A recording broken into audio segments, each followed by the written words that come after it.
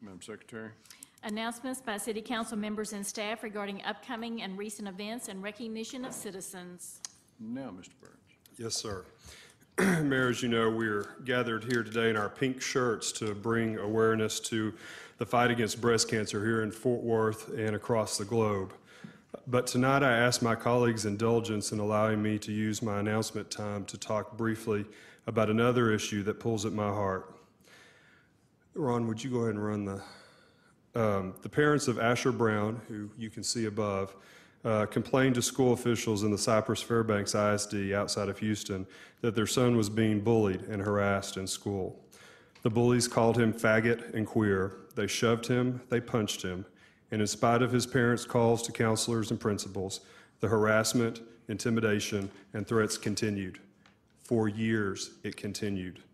A couple of weeks ago, after being bullied at school, Asher went home, found his father's gun, and shot himself in the head. His father found Asher dead when he came home from work.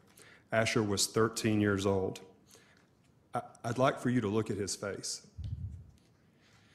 Unlike Asher, Indiana teen Billy Lucas, who never self-identified as gay, but was perceived to be by bullies who harassed him daily at the Greenberg Community High School. 3 weeks ago, he hung himself in his grandparents' barn. He was 15 years old. Minnesota 15-year-old Justin Auberg came out to friends at age 13, after which the harassment and bullying began. It grew as he moved from middle school to high school. When he found the harassment more than he could bear, he hung himself in his room and was found by his mother. Classmates started teasing and name-calling Seth Walsh in the 4th grade. It continued through his middle school years, where other students told him the world didn't need another queer and that he should, quote, go hang himself. On September 18th, after being threatened by a group of older teens, he went home, threw a noose around a tree branch, and he did just that. He hung himself in his backyard. His mother saw him, pulled him down. Seth survived on life support for 9 days before dying a couple of weeks ago. He was 13 years old. Teen bullying and suicide has reached an epidemic in our country, especially among gay and lesbian youth, those perceived to be gay, or kids who are just different.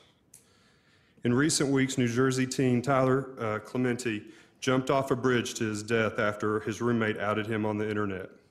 Rhode Island teen Raymond Chase hung himself in his dorm room.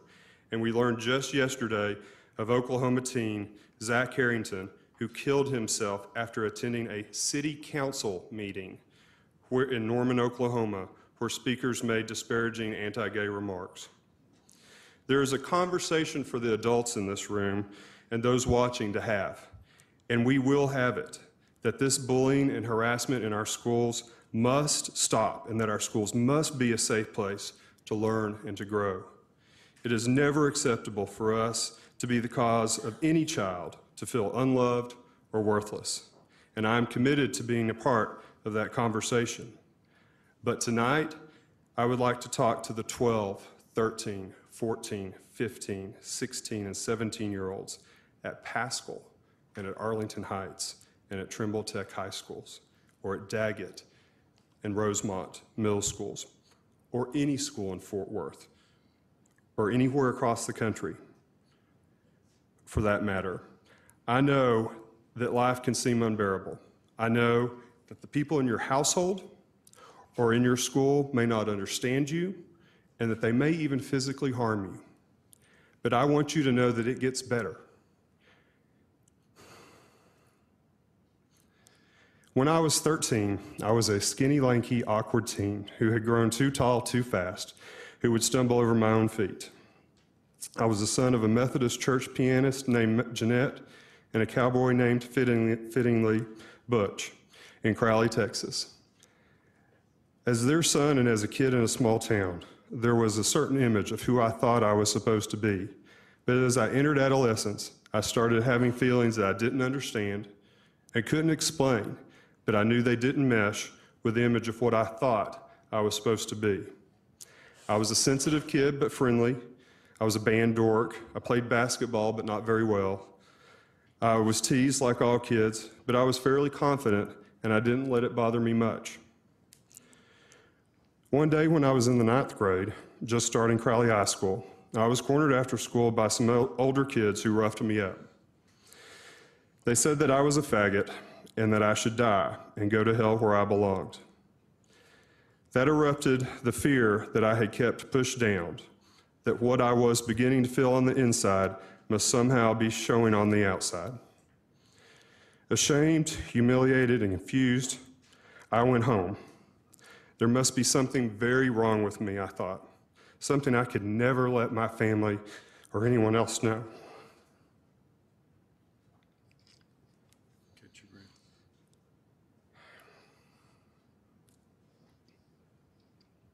I think I'm going to have too hard a time with the next couple of sentences that I wrote, and also I don't want my mother and father to bear the pain of having hear me say them. Take your time.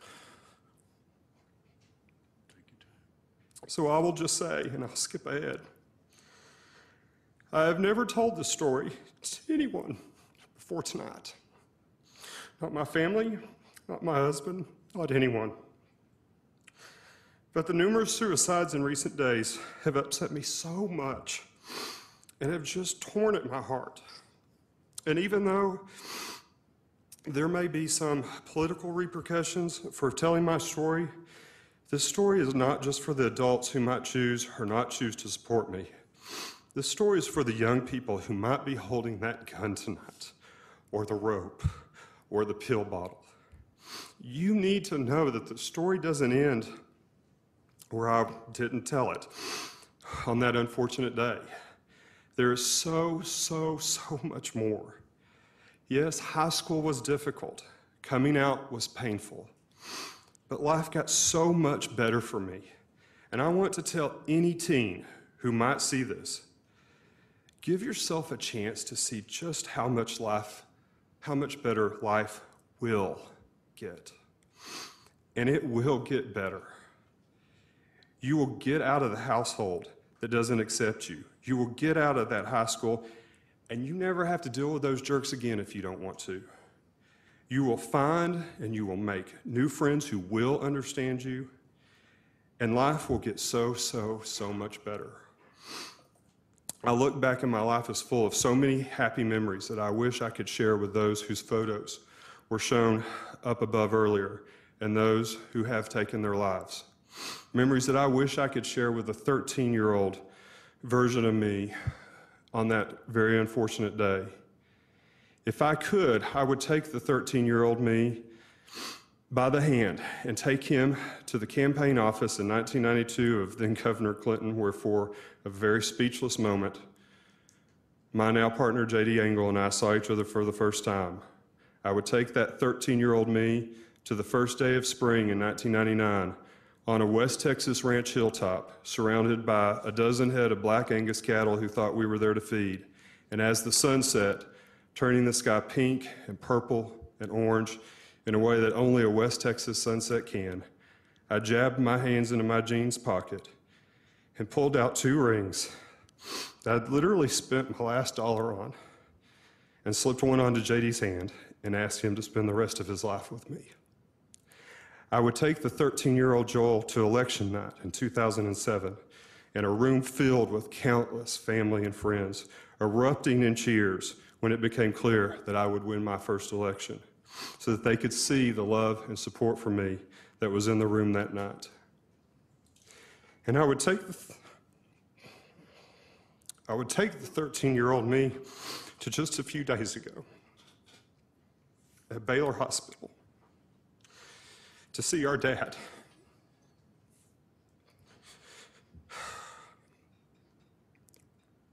Our dad, who's no longer the 40-year-old tough cowboy that he was when I was 13, who I thought would never understand me, but is now the 67-year-old dad, still pretty tough cowboy, who has grown older.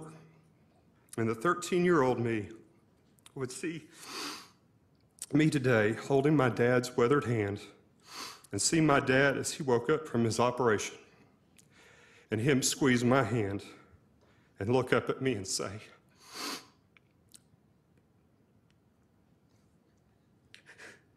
"Joel, I'm so glad you're here today."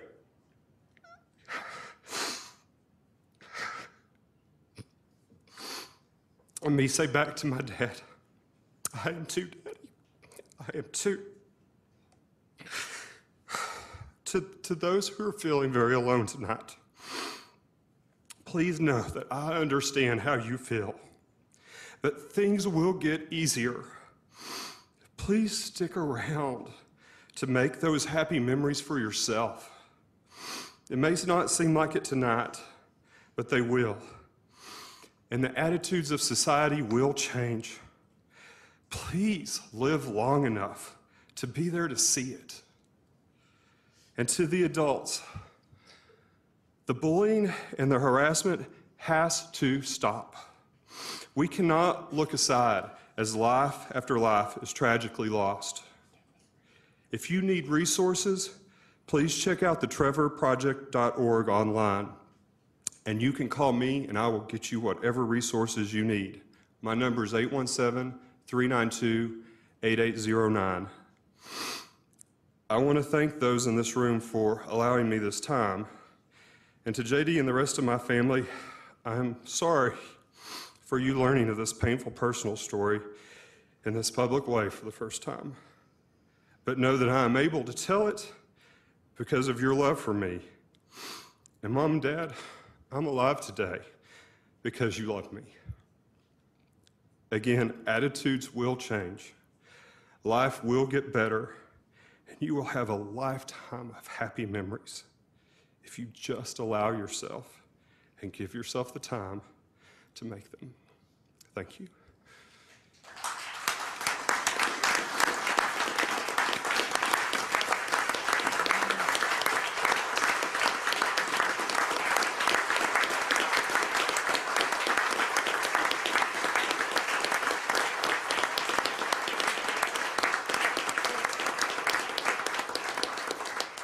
Ladies and gentlemen, we're going to take a 10-minute recess and we'll get back to the agenda.